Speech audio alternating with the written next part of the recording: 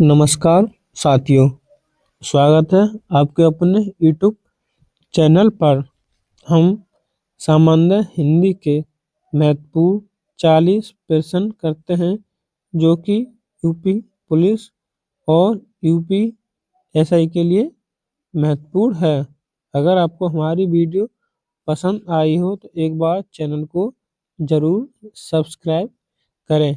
आइए, आपका पहला सवाल है, अपभ्रंश का वाल्मीकि किसे कहा जाता है? तो आपका सही जवाब ऑप्शन डी शंभू को कहा जाता है।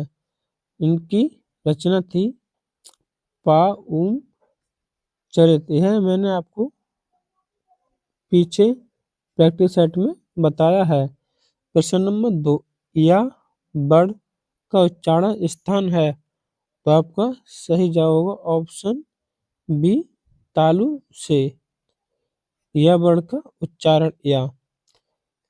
चा, छा, जा, झा, हुआ, ई, बड़ी ई, या और सा। इन बड़ों का उच्चारण तालु से होता है। इसमें या शब्द यानी या का उच्चारण तालु से। ऑप्शन बी सही है। प्रश्न नंबर 3, उद्यान शब्द का शुद्ध वर्ण विच्छेद क्या है? वर्ण विच्छेद। तो उ, ये तो स्वर है, इसमें कोई स्वर नहीं। दा याद आएगा, फिर या याद आ, फिर बड़े आ की मात्रा, फिर ना, फिर आ, यानी हमारा ऑप्शन सी सही है। जैसे हम कर्म का वर्ण विच्छेद करें, कर्म तो का पर हलन, फिर छोटा आ, आगे रा अधूरा है तो रा पर हलन लगाएंगे, पर आ नहीं लिखेंगे, फिर लिखेंगे माँ के नीचे हलंत, फिर आ। इनमें छोटा आ छिपा है। प्रश्न नंबर 4, हल्दी शब्द का तत्सम क्या है? तो इसका ऑप्शन सी हरिद्रा। अदरक का क्या है? अदरक। अदरक का अदरक। अदरक का अदरक। प्रश्न नंबर 5, किस वाक्य में व्याकरण संबंधी अशुद्धि नहीं है? मतलब व्याकरण संबंधी शुद्ध है, अशुद्धि नहीं है, मतलब शुद्ध होगा। वह ज्वार की सर्वोत्कृष्ट चिकित्सा होनी चाहिए। यहाँ पे सर्वोत्तम होता है और उत्कृष्ट होता है, यानी यह वाक्य गलत है। कहीं से खूब ठंडी बर्फ लाओ। ठंडी बर्फ लाओ तो ठंडी हो जाएगी ना, बर्फ तो ठंडी होती है। तो ऑप्शन बी गलत। उसमें एक गोपनीय रहस्य है। तो गोपनीय और रहस्य मतलब लेके तो ऑप्शन सी भी गलत। तो आपको ऑप्शन डी सही होगा। आप जैसा सज्जन कौन होगा? ऑप्शन डी सही है। प्रश्न नंबर 6, कौन सा शब्द संज्ञा से बना हुआ विशेषण नहीं है? मतलब संज्ञा से नहीं बना है, वह कौन सा है? भयंकर भय शब्द से मिलकर बना है। रुचिकर रुचि शब्द से।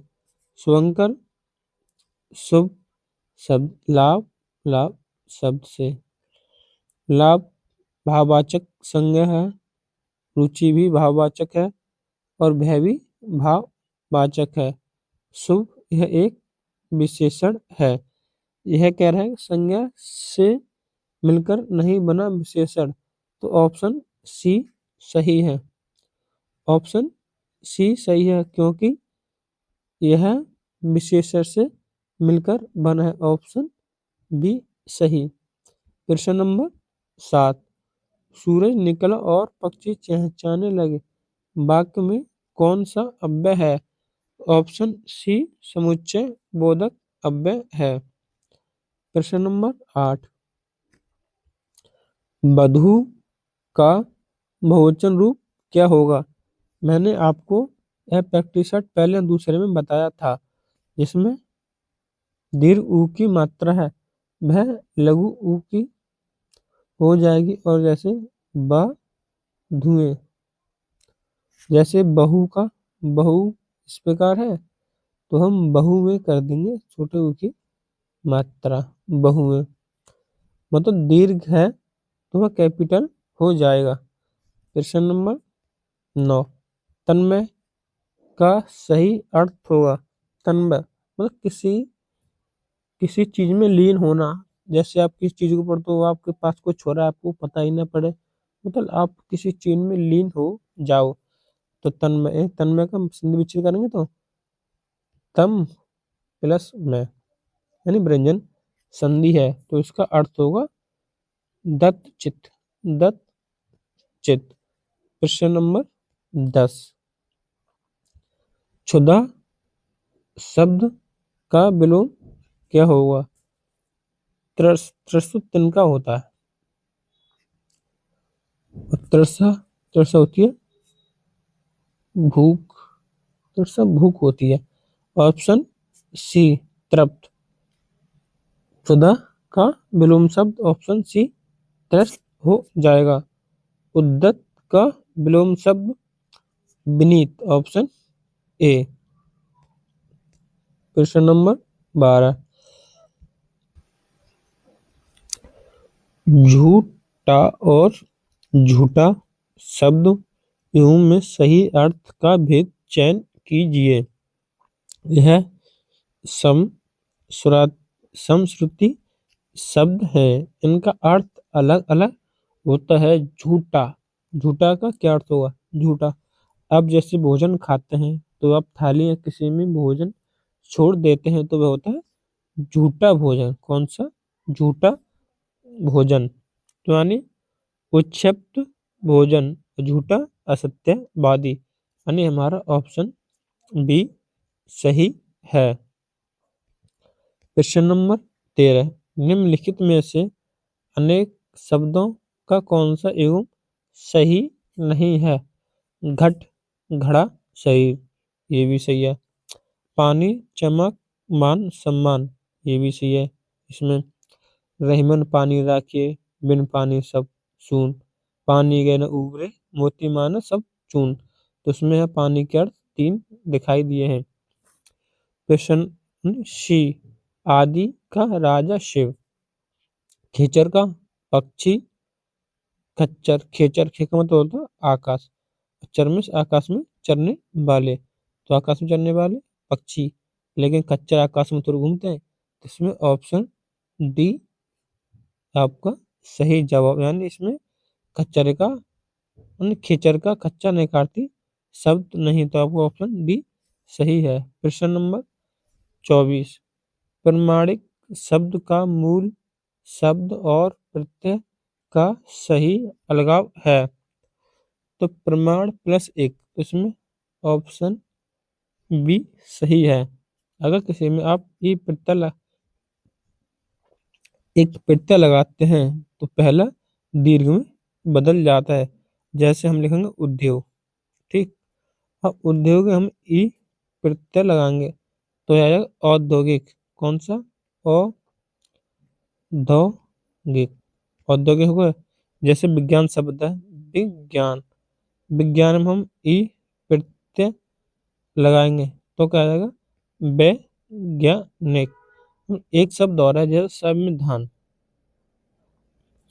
अगर हम संविधान में एक प्रत्यय लगाएंगे तो यह संविधानिक हो जाता है।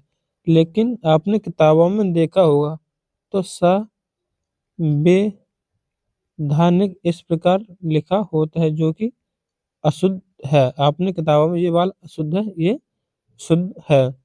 प्रश्न नंबर 15, निम्न में इसमें कौन सा तत्पुरुष समास है। आ जन्मा, इसमें तो अव्ययभाव समास है। शीतोषण, इसमें शीत और उष्ण, शीतु शीत और उष्ण, तो इसमें तो एक विपरीत शब्द है, तो इसमें द्वंद्व समास है आशा से परे, आशा से परे, तो इसमें आपादान तत्पुरुष समास है ऑप्शन बी। अष्टाध्यायी यानी 8, इसमें द्विगु समास है। प्रश्न नंबर 16, सरसैया, सरसैया में कौन सा समास है? सर में होता है बाण, बाण की सैया, बाण की सैया जिस पर परशुराम लेटे हुए थे, तो इसमें तत्पुरुष समास हो जाएगा, वो भी संबंध तत्पुरुष, क्योंकि बाण की सैया कर्मधारय जिसमें विशेषण और विशेषता हो, विशेषण और विशेषक। द्विगु समास, इसमें पहला पद संख्या वाचक। द्विगु समास जिसमें दोनों पद प्रधान।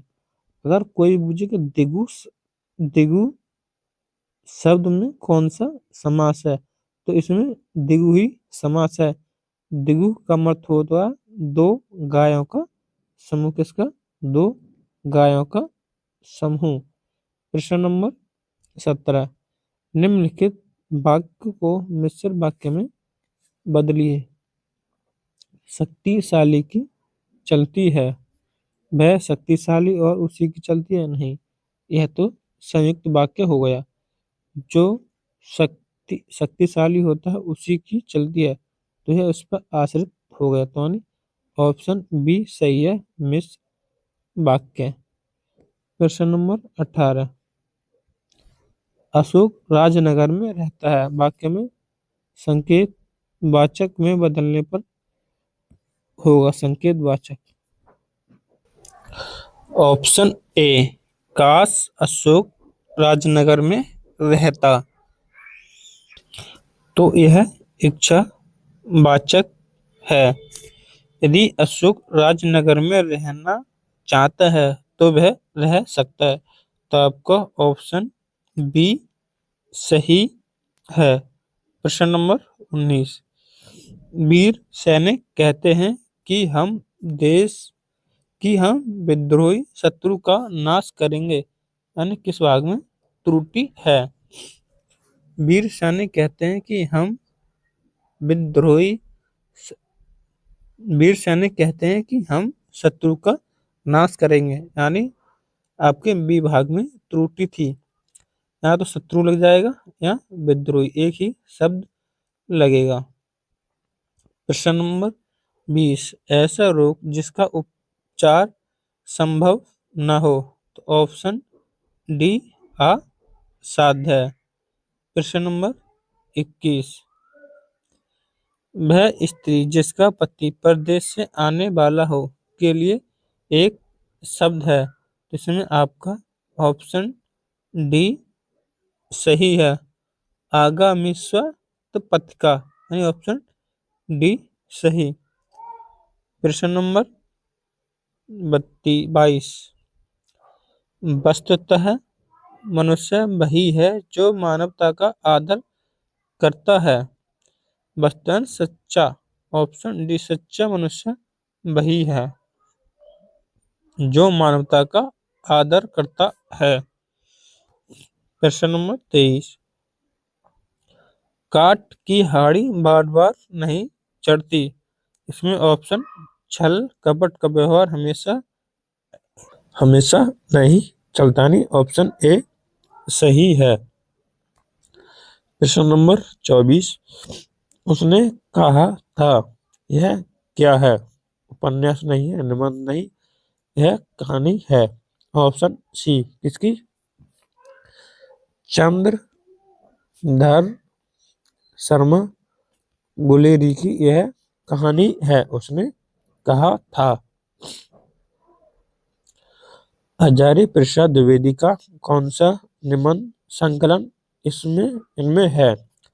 अशोक के फूल भी, कुटज भी, और कल्प लता और पुनर्वा भी है, तो इसमें ऑप्शन डी ये सभी। प्रश्न नंबर 26, हिंदी की पहली लेखिका कौन है? तो ऑप्शन बी बंग महिला, इन्हें हम राजेंद्र बाला घोष के नाम से जानते हैं, यानी ऑप्शन बी सही है। जयशंकर प्रसाद के नाटकों का सही क्रम है बी ए के एस, यानी ऑप्शन बी सही है।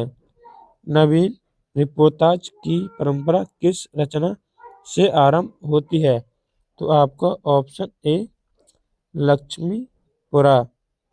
यह यह रचना शिव दान सिंह चौहान की है। किसकी? शिवदान सिंह चौहान की। नवीन रिपोर्ताज की परंपरा किस रचना से आरंभ होती है? तो लक्ष्मीपुरा से, और यह रचना शिवदान सिंह चौहान की है। प्रश्न नंबर 29, मैथिली षड़गुप्त की किस कौन सी कृति में मुस्लिम संस्कृति की दर्शन होते हैं? तो ऑप्शन बी अर्जन और विसर्जन में। अगला प्रश्न, नील परिधान बीज सुकुमार, खुल रहा मृदुल अध खिला अंग, खिल रहा हो जो बिजली का रूप, मेघ बन बीच गुलाबी रंग में, कौन सा रस है? ऑप्शन ए श्रृंगार रस है। प्रश्न नंबर 31, आलम्बन के कितने भेद होते हैं? आलम्बन के दो भेद होते हैं। कितने? दो। पहला होता है आश्रय, दूसरा होता है विषय। आश्रय जिसके मन में उत्पन्न हो, विषय जिसे देखकर मन में उत्पन्न भाव। प्रश्न नंबर 23, किसके पुकार यहाँ रोकर आरग्य बीच, चाहे जो करो सारग्य, तिहारे के बीच प्रस्तुत पंक्ति में कौन सा छंद है? उल्लाला। उल्लाला में 6 चरण होते हैं जो कि दोहा और प्रस रोला से मिलकर बना है। तो हमारा ऑप्शन ए गलत हो जाएगा। छप्पे छप्पे में 6 चरण होते हैं जो कि रोला प्लस उल्लाला मिलकर बना होता है। ऑप्शन बी भी गलत। तो इसमें हमारा ऑप्शन डी धनाक्षरी है। प्रश्न नंबर 32, लेकर स्वर्ण चनक सुंदरी चली ज्यों, लेकर स्वर्ण भिक्षुक में, अलंकार कौन सा है? तो इसमें उत्प्रेक्षा अलंकार है। ऑप्शन बी रीझी रीझी रही सराय से, हंसी हंसी उठ में, कौन सा अलंकार है? तो सुनो छेका नुप्रेक्षा अलंकार है। गद्यांश गद्यांश इसमें दिखेगा ना, इसका मैं प्रश्न कराता हूँ, आप पीडीएफ में पढ़ लेना।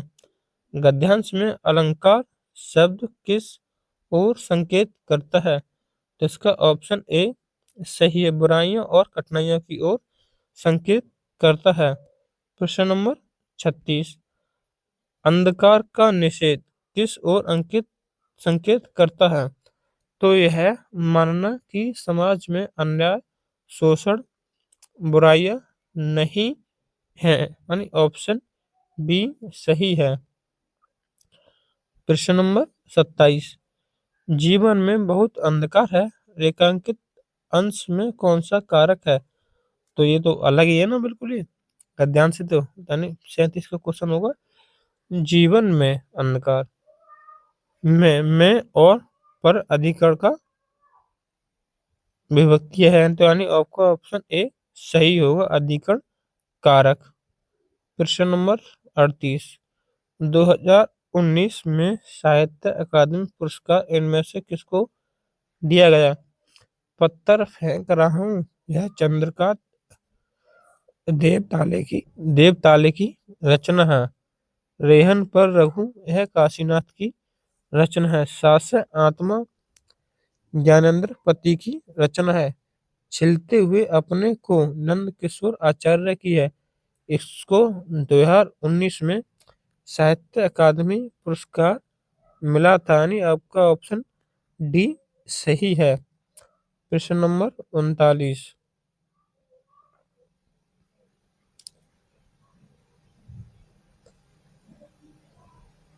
मीराबाई के पद राजस्थानी भाषा। मीराबाई के पद राजस्थानी भाषा के किस बोली में लिखे गए हैं? तो आपका सही जवाब होगा ऑप्शन डी, मालवाड़ी। जब मालवाड़ी बोली में लिखी गई। राजस्थानी भाषा के अंतर्गत 4 बोलियां आती हैं जिसे हम एम जे से याद करते हैं, यानी 1 एम से मालवी, 1 से मेवाती और 1 से मालवाड़ी और जे से जयपुरी। 4 बोली आ गई। प्रश्न नंबर 40। रामचंद्र शुक्ल ने हिंदी साहित्य का प्रथम महाकाव्य इनमें से किसे माना है? यानी रामचंद्र शुक्ल ने हिंदी साहित्य का प्रथम महाकाव्य माना है। तो ऑप्शन बी, पृथ्वीराज रासो। यह चंद्रबरदाई द्वारा लिखा। मैंने आपको कई बार बता दिया, अधूरा था जिसे जल्लन ने पूरा किया था। ठीक, अगर आपको हमारी यह वीडियो पसंद आई हो तो एक बार चैनल को जरूर सब्सक्राइब और अपना स्कोर कमेंट में जरूर करें, कितना स्कोर बना है। जय हिंद, जय भारत।